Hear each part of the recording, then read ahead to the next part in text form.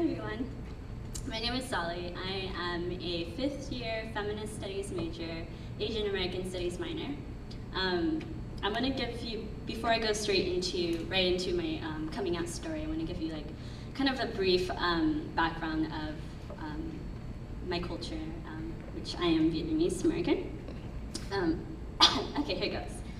So within Vietnamese culture, and this is also a common theme within many communities of color, is that community in itself is such an integral factor within the basis of survival for minorities in this society.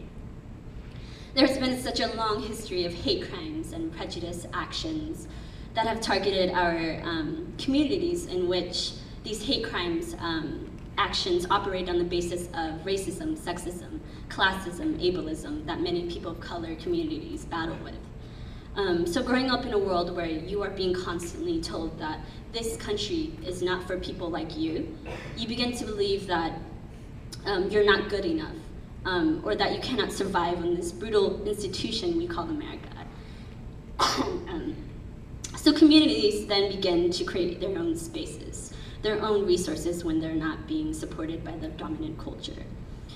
Things called ethnic enclaves, Chinatown or Little Saigon in Orange County, those are communities that we have created because we have been pushed out to where we are the other.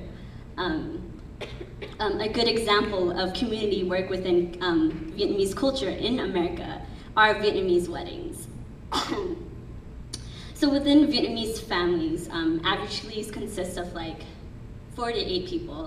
In my family, there's 6 people. I thought average families were 6 averagely until I moved into the Bay, and it was a predominantly Filipino culture where their families were consisted of 1 or 2 people. So that was definitely a big culture shock for me.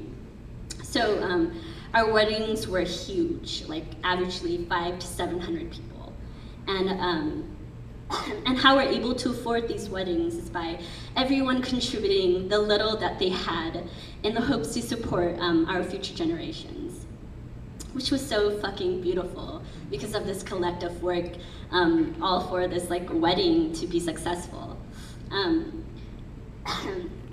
But as a genderqueer, queer-identified individual, being visibly queer and or coming out would definitely trouble that, put at risk the community and all of the resources that come with that community. It would just simply disappear because of the homophobia that is commonly present throughout our culture and our language. Which is also why coming out is a privilege, because not everyone can be visibly queer because of the cultural baggage we have when we make certain choices to survive within this country.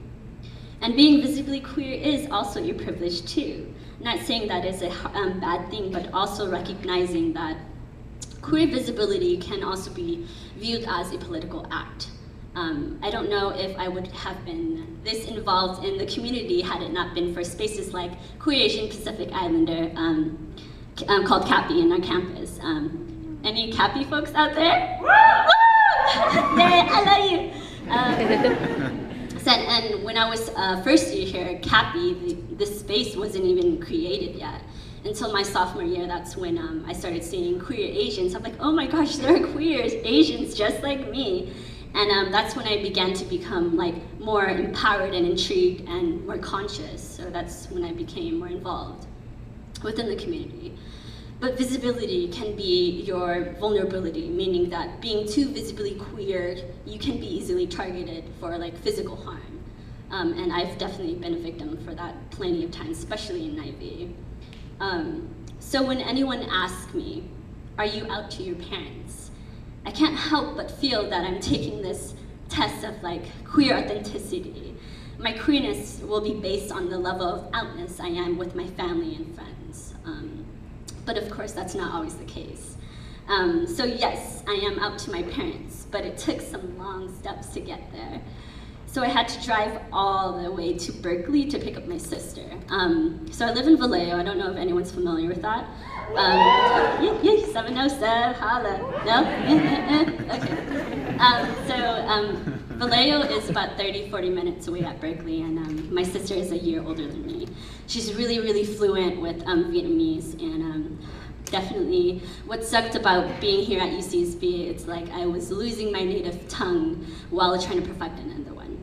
So definitely being away from home, I didn't get to practice Vietnamese a lot. So there was definitely a language barrier I had to face when coming out to my parents. I mean, how the fuck do you explain or like translate heteronormativity or like queerness? You know, that shit is hard.